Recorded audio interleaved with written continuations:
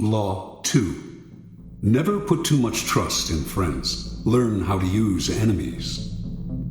Judgment. Be wary of friends. They will betray you more quickly, for they are easily aroused to envy.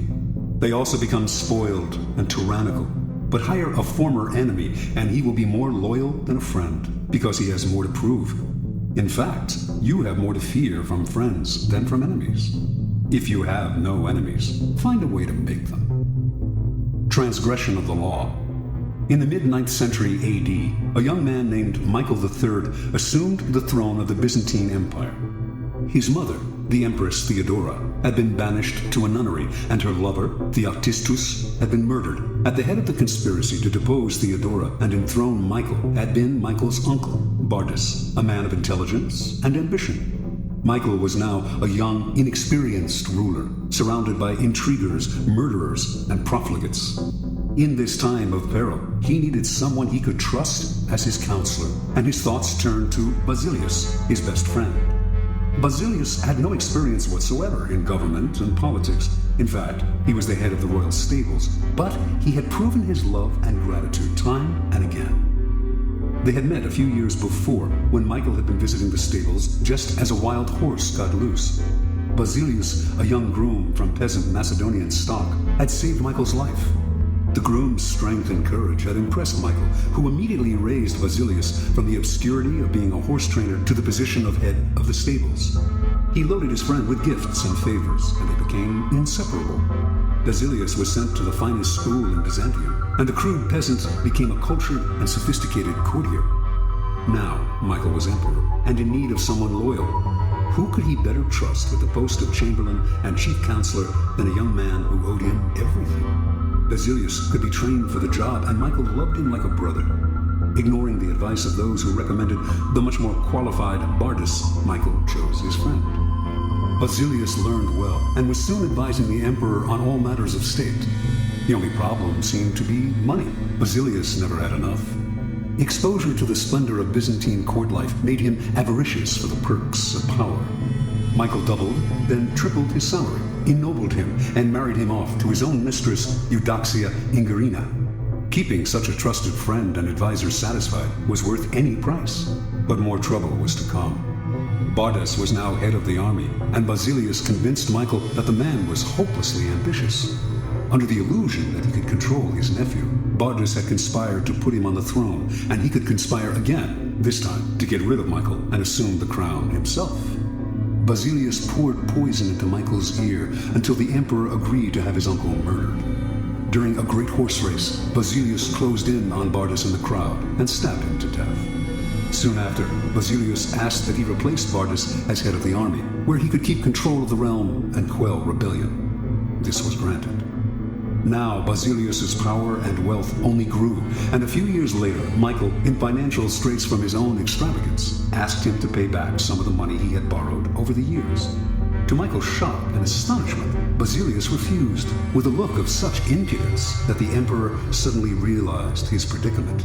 The former stable boy had more money, more allies in the army and senate, and in the end, more power than the emperor himself. A few weeks later, after a night of heavy drinking, Michael awoke to find himself surrounded by soldiers. Basilius watched as they stabbed the emperor to death. Then, after proclaiming himself emperor, he rode his horse through the streets of Byzantium, brandishing the head of his former benefactor and best friend at the end of a long pike. Interpretation. Michael staked his future on the sense of gratitude he thought Basilius must feel for him. Surely, Basilius would serve him best. He owed the emperor his wealth, his education, and his position. It was only on the fateful day when the emperor saw that impudent smile on Basilius's face that he realized his deadly mistake. He had created a monster. He had allowed a man to see power up close, a man who then wanted more, who asked for anything and got it, who felt encumbered by the charity he had received, and simply did what many people do in such a situation. They forget the favors they have received and imagine they have earned their success by their own merits. At Michael's moment of realization, he could still have saved his own life, but friendship and love blind every man to their interests. Nobody believes a friend can betray, and Michael went on disbelieving until the day his head ended up on a pike. Keys to power.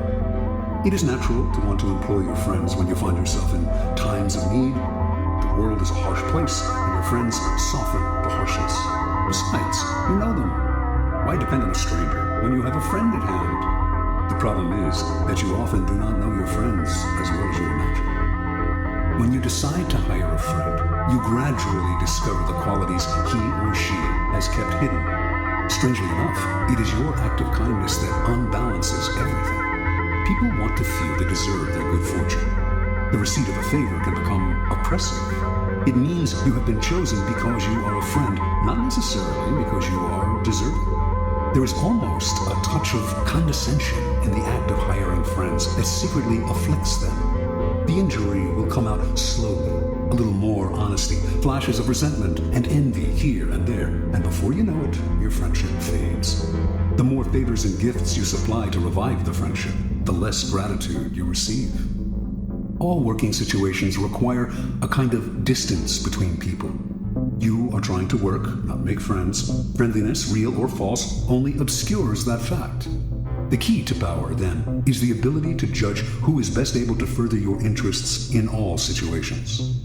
Keep friends for friendship, but work with the skilled and competent. Whenever you can, bury the hatchet with an enemy and make a point of putting him in your service. Never let the presence of enemies upset or distress you. You are far better off with a declared opponent or two than not knowing where your real enemies lie. The man of power welcomes conflict, using enemies to enhance his reputation as a sure-footed fighter who can be relied upon in times of uncertainty.